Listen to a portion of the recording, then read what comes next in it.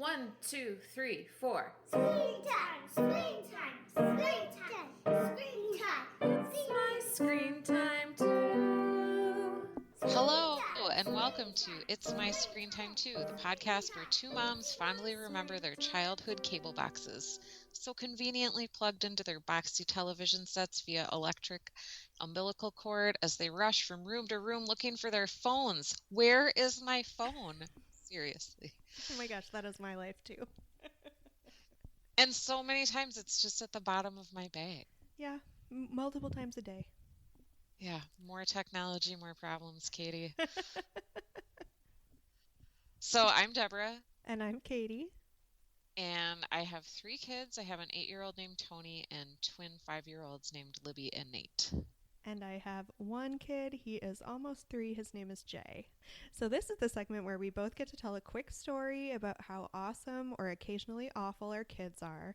Because even though we try to keep the kids out of it for the bulk of the podcast, we just have to get those mom feelings out up front. So, Right. Deborah, have your kids done anything particularly adorable this week? Well, we were picking up my 8-year-old from school yesterday, and they have this carpool line, and then there's always one teacher is out with a megaphone calling the carpool numbers. And I had parked in the parking lot, so we were just walking by him, and for one of the cars, instead of calling, like, our number's 306, so he'll just be like, 306. He called, Isabella, your mom is here. And my daughter Libby said, what? Why did he say there's a belly of moms in here? It was so hilarious. And I stopped this teacher who is kind of intimidating because he always wears sunglasses, like cloudy, sunshine, rainy. Doesn't matter. He's always wearing like the reflective, so you can't like make eye contact, and he's kind of a tough guy. But I stopped and told him what she had misheard, and he just started laughing. It was really funny. We all had a good laugh. Oh, so you bonded with scary sunglass teacher. Yeah, and I love that imagery. Belly of moms. That is really cute. It should be our band name. Yeah.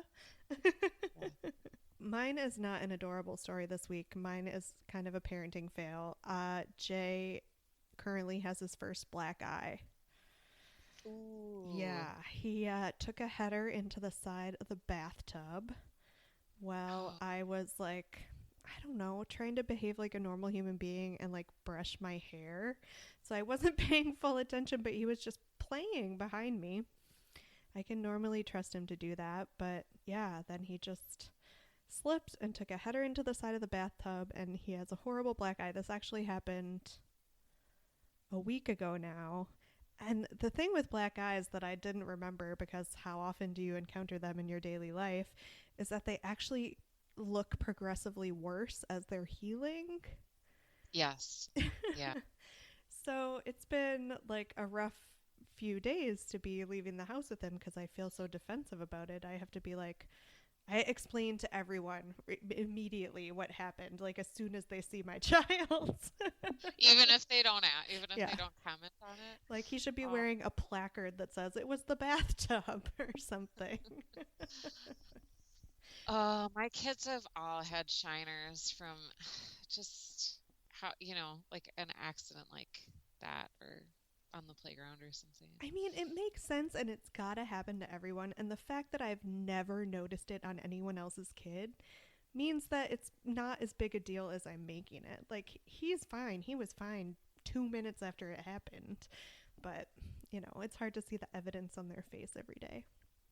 Yeah, make sure you take a picture of it, because otherwise you might forget. I keep trying to capture it, but he's really bad at staying still for pictures, so everything is like just blurry, and you can't see me, but I'm tossing my head around because that's what Jay does when he sees the camera come out. So today we watched Pencilmation, which is a YouTube channel, a bit of a departure. It's a cartoon, basically, where the subject is a pencil-drawn character who interacts with the pencil that has created it. Yeah. Does that make sense? It's produced and directed by animator Ross Bollinger, although it's not clear how much is animated by him himself. The YouTube channel has more than 2.5 million subscribers, and it puts out 2 new shorts weekly. There are 13 seasons, all on YouTube, and there's anywhere from 8 to 23 episodes per season. And I wanted to review this because my boys, Tony and Nate, have really been watching this on Screen Time Fridays. They love it. They showed me a couple of the videos. What they showed me I thought was pretty cute and hilarious. We have not delved into much YouTube content, and in fact, it's been almost a whole year since we last watched anything on YouTube, and that is where the kids are. Yeah, that's where the young folk are. Yeah.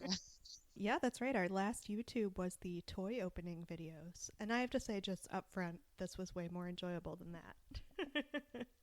It was, but that was an enjoyable episode of It's My Screen Time too. So if you are a new listener, you might want to go back, delve into our archives, and listen to that one. So we watched, and the length of these is really hit or miss. We watched episode 1 from season 1, Pencilmation, like the original one, which was really short. Season 3, episode 4, X Marks the Spot. And that was short also. And then season 10, episode 15, which is like 50 minutes of a ton of shorts together, just one right after the other. And that was titled after just the first short on that episode, UFO OMG. So we'll go through these episodes one by one and then move on to our more general thoughts, although because it's this YouTube thing that is different than a regular show that's on television, we're not going to summarize all of the like 2-minute clips, Right. especially that make up the UFO OMG, because that would make for a dull podcasting. Yes. It would probably take just as long as it would for you to watch it. Right. So the first episode, Pencilmation, did a really good job of just laying out the concept, and it really is just that simple. You see the pencil, he draws a stick figure, and then he does various cute things to the stick figure. Like, initially the stick figure doesn't have eyes, so it starts walking and it runs right into the pencil. So the pencil draws him some eyes, and then he draws him some hair, and then he draws him too much hair, and then he erases it. So it's just like the different sort of funny things that the pencil can do to change this simple stick figure. It really is sort of like an animation in its purest form. Like, because I'm doing this to a drawing, look at all these things I can easily do. Yeah, and very slapstick. Oh, like yeah. Three Stooges style things happen to this pencil and drawing. Stickman, pencil man. What what am I saying? At one point though, the pencil like boxes him in to box and then fills it up with water till it bursts, and then the stickman is like laying on the ground with X's for eyes as though the pencils killed him. Yeah, they really establish right off the bat that this animator, this unseen animator behind the pencil, is not a kind person. No, it's Old Testament God. It's not New Testament God. And that is a thread that continues, at least through the other shorts that we watched. It's not a benevolent figure. But it definitely was a really cute intro to the series. It made me laugh. It made me excited to watch more. So what did you think about this as an intro for you? It was good. I had that like movie theater effect of watching it with my kids. You know, when you watch something in a movie theater with a bunch of people and they're all laughing at the jokes, the experience is more pleasurable because you have that social interaction, even though you're not really interacting with the audience. But I watched it with my kids and they just are so tickled by this thing on YouTube, and they just like laugh uproariously at all of the funny things or mean things that happen to the stick figure. So that experience made me probably laugh more and think it was funnier than if I had just been watching Right, on my own. right. That definitely helps. Do you want to do a quick summary of X Marks the Spot? So I watched that one last. That one was also really cute. So the pencil man or stick figure guy this is a drawing of like a Captain Hook pirate type character, and he finds a treasure map, and then the pencil draws an X by him, and he follows the map and starts digging to find the treasure underneath the X. But then when he emerges from the hole that he's dug, the pencil has drawn an X not very far from the original X. And so then the pirate digs in that one. Meanwhile, the pencil draws another X, and the pirate comes up. And then he has found treasure, sets it down, and then the pencil erases the treasure. And the pencil draws another X. This one was really funny. Yeah. It was definitely a step up in the funny category. And then at the end, I forget the exact thing, but he finds a new. So the original pirate finds a new pirate, right? Yeah, he And just gets sick of it. Yeah. This was a much better one. And the animation was a little bit more developed on this one. Like, it wasn't just a stick figure. He had more characteristics, like Deborah said. He had a hook for each of his hand, How right? was he holding a shovel then? I mean, it is a drawing. Yeah. It's a step up from a stick figure, I guess. They don't have fingers. Yeah, it was cute. I liked this one. Yeah. I laughed a lot. Okay, so the last one we watched was a sort of a compilation of a lot of different shorts. And it started with the short UFO OMG, in which a stick figure gets chased by a UFO. And I really didn't write down any plot specifics for this episode because it was so long and it was so many just really short vignettes. Mm-hmm. But I guess I wanted to ask you, and I wanted to point out any that I thought were particularly funny. The one that I liked was called Throwdown, and one of the stick figures, or the stick man, got the animator drew a afro on him and then gave him some sunglasses, and he was just so happy to like jam out with his cool afro and sunglasses. He was dancing and he did the splits and he got stuck in the splits, and there was like a whole segment of him trying to just like lever himself back into an upright position. I don't know why I was so tickled by that, but I think that was my favorite one. That was funny. And the music was, I wasn't impressed by the music in most of them, but the music was better in that. It was like some funk music playing in the background. Yeah. Yeah. Were there any that you liked a lot? There was one called TV Trauma that was funny. Like a guy gets stuck in the TV and he encounters Darth Vader and gets in like a very brief lightsaber battle.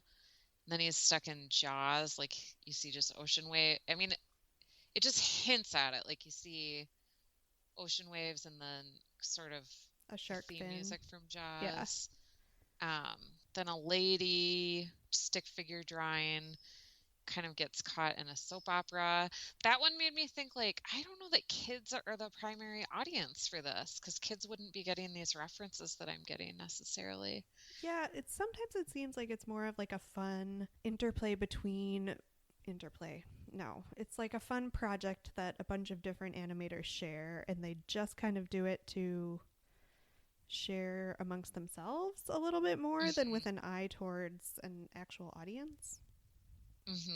Yeah, there was another one called Cast Awry, which was a play on the movie Castaway starring Tom Hanks. That one made me so sad. Not Castaway the movie, Cast Awry the short made me really sad. Yeah. Yeah.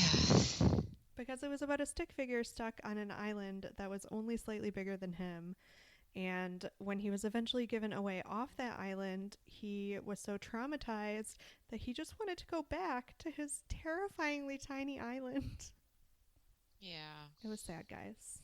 Yeah. Another one that I thought was funny was the Hull Cop. Did Okay, you? I have a confession. I did not make it to the back half of this episode. No problem. So that one was funny because it was a drawing that sort of looked like the Incredible Hulk, Hmm. and he sees this little animated bunny and he scares the bunny, and then the pencil pokes the Hulk in the eye, and then the pencil draws a net for the Hulk and to ostensibly catch the bunny, which he does, but then the bunny like hops around pulling the Hulk and like hurting the Hulk. Uh-huh. And then at the end the Hulk kind of gives up and like draws himself bunny ears in a tail and then is at one with the bunny. It was really bizarre and funny and violent. As most of them are. Yeah. There was another one where the main character is sort of like a Spider-Man type character, and then the pencil erases the rope that he's swinging. Yeah, this pencil is, again, not very nice. There was one that actually really made me think of you, Deborah, Which one called was that? called Wordplay. And Oh, featuring a red Sharpie. yes. Yeah. I know the one.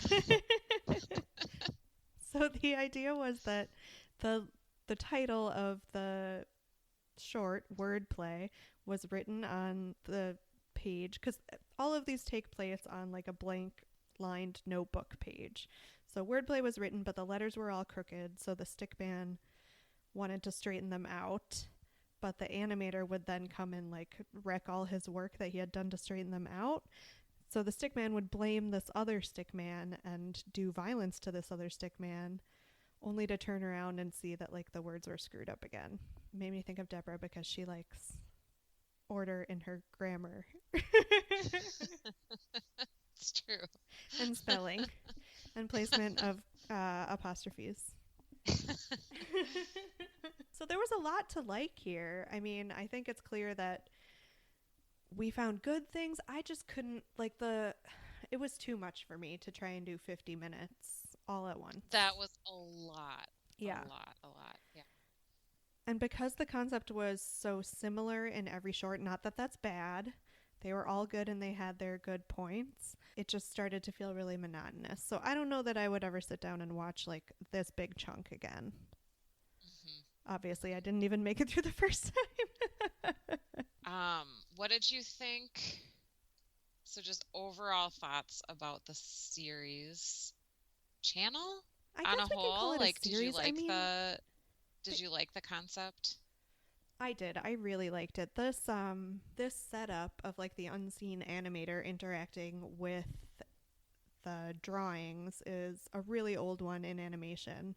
And I actually went to my personal Facebook page to see if someone could remember the name or the creator of this video I was remembering. Because okay, so your senior year in college when you have all your credits from your major and you just have like some space to take electives and you finally take a class in the film studies department because you'd never let yourself do that before. No, but I can imagine what that feels like. So I took, yes, one course in the film studies department and it was about animation. So Oh, cool. that's what so I'm kind of cribbing this from my memory of that. And I swear we watched this one really early animated movie of, it was either a paintbrush or a pen. And you saw the hand actually drawing the character, and then the character would interact with the hand. But no one could remember, or maybe I just like it was a fever dream or something. So I wasn't able to find the title or the animator of that. But someone pointed out a totally classic Looney Tunes sketch that I wonder if you had seen as a kid. It's called Duck Amuck, and Daffy Duck is like, well, it starts out he's like a musketeer, and then he essentially just runs out of scenery into like a blank space. Does this ring any bells for you? Not really. And it's kind Not of a really. very similar situation to Okay. a Pencilmation. I mean, it's longer because it's like the full length of what did Looney Tunes call it? Merry Melodies or something. It's like the full length Okay. of one of those. So the pencil keeps like drawing in the wrong backgrounds and generally just Mm, torturing Daffy Duck. And of hmm. course, at the end, it's revealed that the animator is actually Bugs Bunny because who could torture Daffy Duck Okay. better than Bugs Bunny? But it is a real classic, and I will link to it on our Facebook page. So that was, I guess, the other than this mysterious one that I can't remember the title of.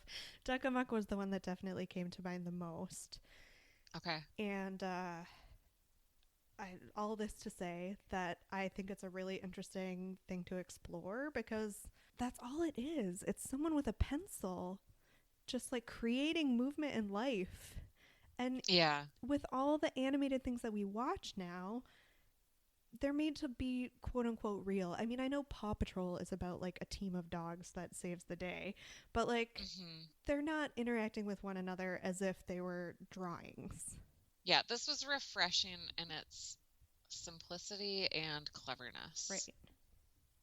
That was much more succinct and better put. Oh, Mine was rambly. So I wrote in our doc, is this a metaphor for a fickle and capricious God? I think we can both agree, yes. yeah, totally. Totally. This is like on the level of Job. Yeah. Or like I thought of like is really happening a lot tonight.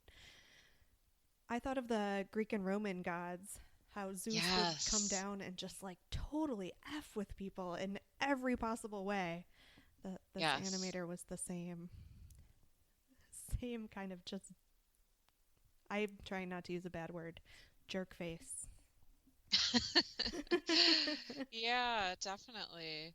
Yeah, I wish I knew more animation history. It did remind me of cartoons I watched as a kid, like the Roadrunner. Was Hmm. that Warner Brothers?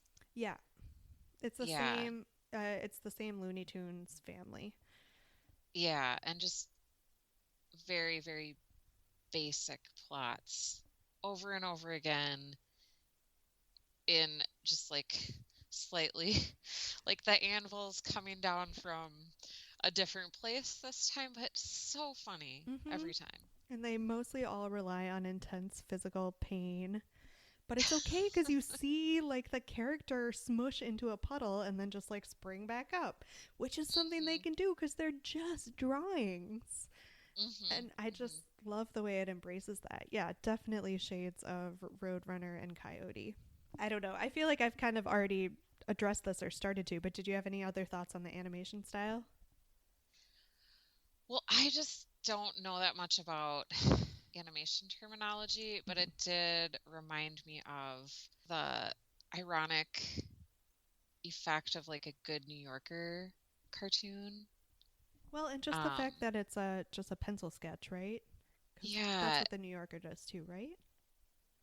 yeah, Okay. yeah. And like one of my favorite kids' books of all time is Harold and the Purple Crayon. Love, yes. And the illustrations in that, they're just very simple line drawings, and it's so satisfying and so Uh timeless huh. and so great.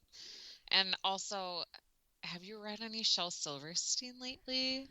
Yeah, yeah. Jay is really in. Like, we bought Where the Sidewalk Ends and A Light in the Attic ages ago, and Jay is really into them now, and they're kind of creepy for kids.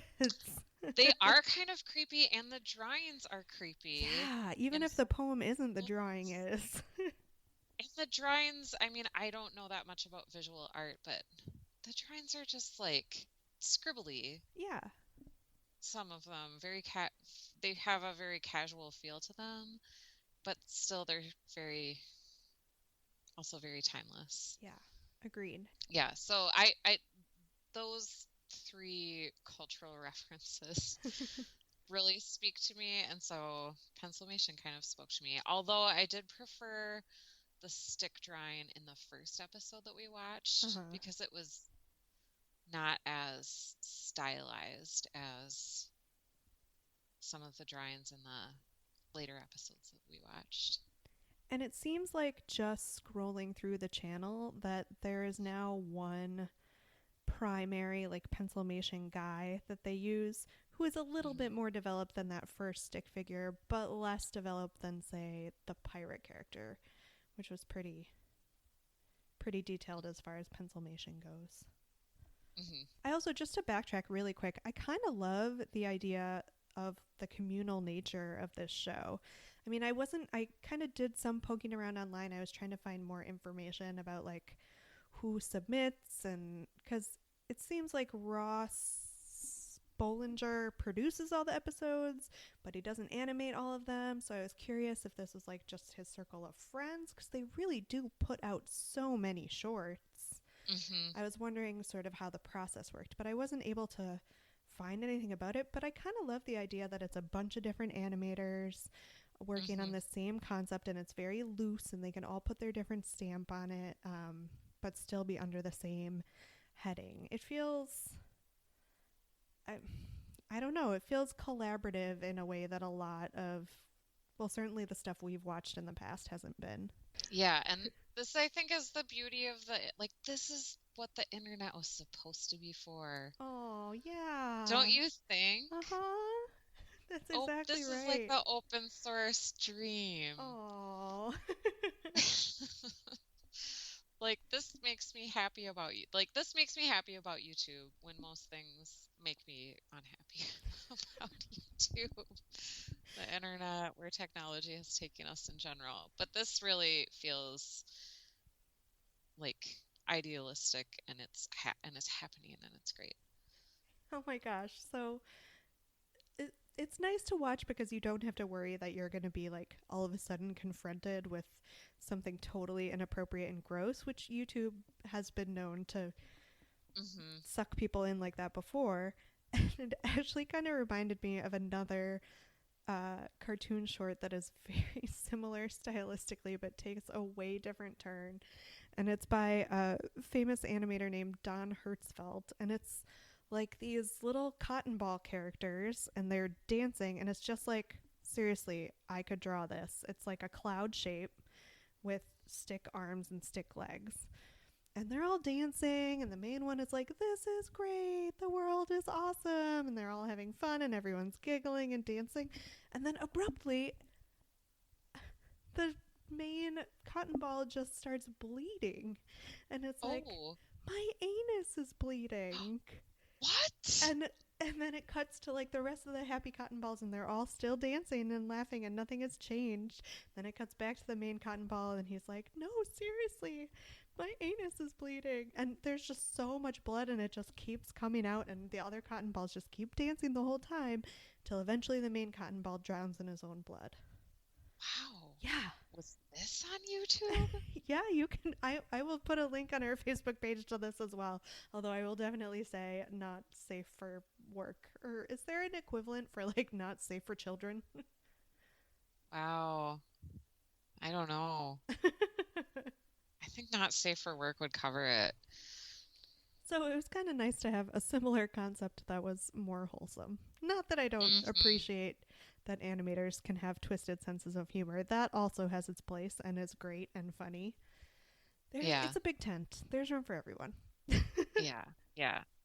And I liked watching something that was not constrained by television Hmm. because I don't know, it's refreshing to watch something that's like a little more organic and not market tested and Yeah.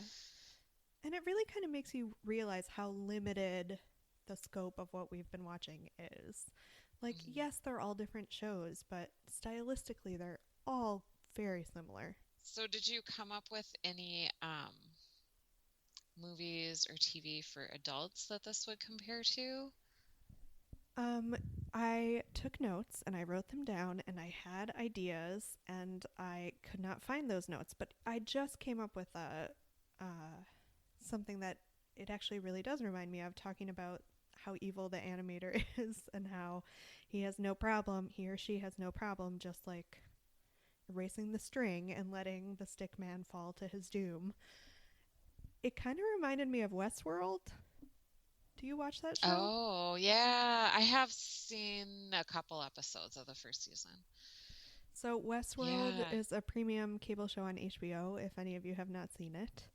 And it focuses on sort of the interaction between humans and human like robots. And a central question is how comfortable humans are in mistreating these robots, even though they look strikingly similar to humans. You essentially can't tell the difference at all. But just because they have it in their head that it's okay, they're robots, they can do all sorts of cruel and sadistic things to them. So that's what this kind of made me think of. Yeah, that's a good one. How about you? Well, this isn't a movie or a show really, but do you know who Celeste Barber is? I do not.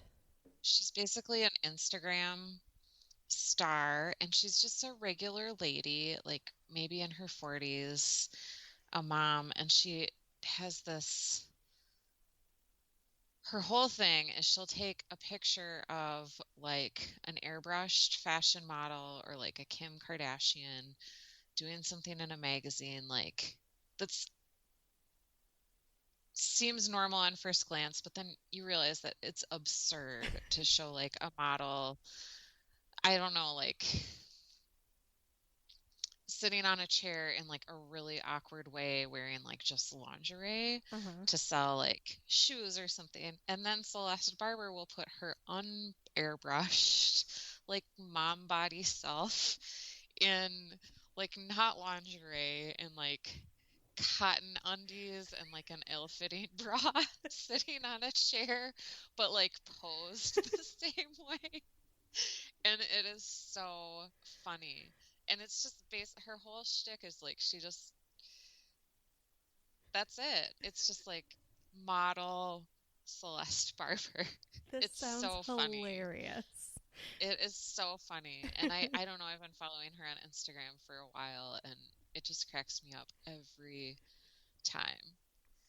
We definitely have to link to this too because I want to see it. It sounds great. And it's definitely, yeah, taking a format that we take for granted and exposing it for how arbitrary it is Hmm. and Hmm. absurd. Yeah, that's Yeah. really good. So, did you find it was possible at all to cast a gritty HBO reboot? Well, it's tough because it's not like a show like we usually watch, but I went with Fickle God. And how about this?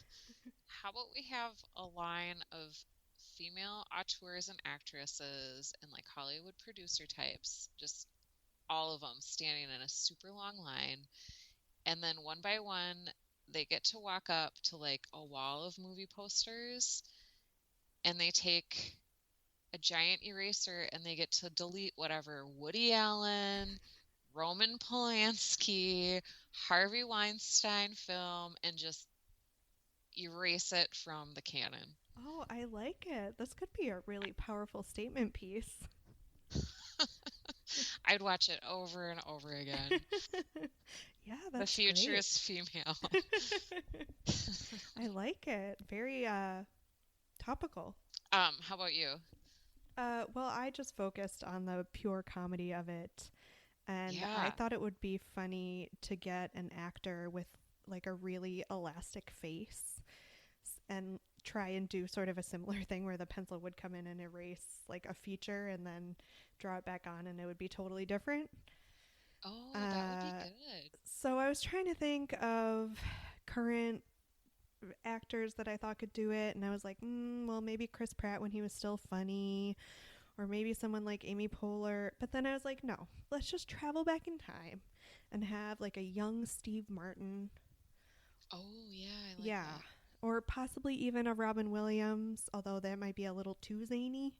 But something along Hmm. those lines I thought would be fun.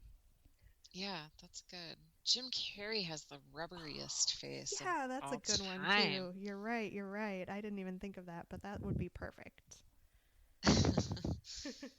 I like it. And they're actually, I mean, with the animation techniques now, I feel like you could almost do something similar with like motion capture, where you would do a motion capture where it was very clear it was Jim Carrey. Like you didn't Hmm. have to make him into a, I don't know, alien or whatever. And you could have like the computer the computer mouse manipulating it. Like you could see the Okay. cursor. That would be good. That would bring it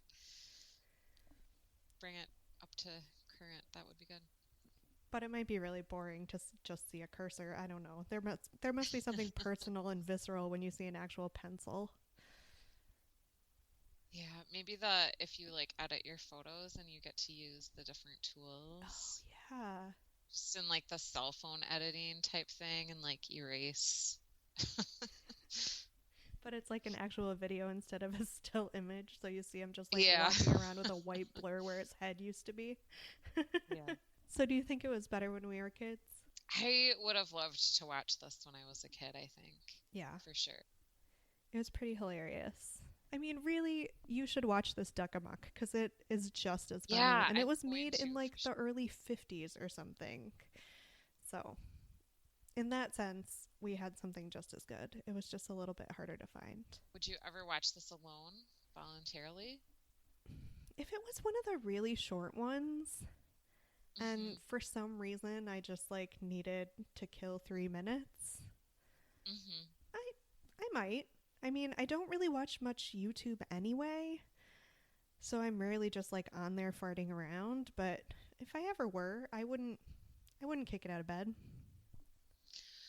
Right. There would be a ton of things I would watch before this, and I'm also not on YouTube very much, but I would like show a funny video of this to somebody and Yeah. say, "Gotta watch this Hulk and Hop or Hop and Hulk."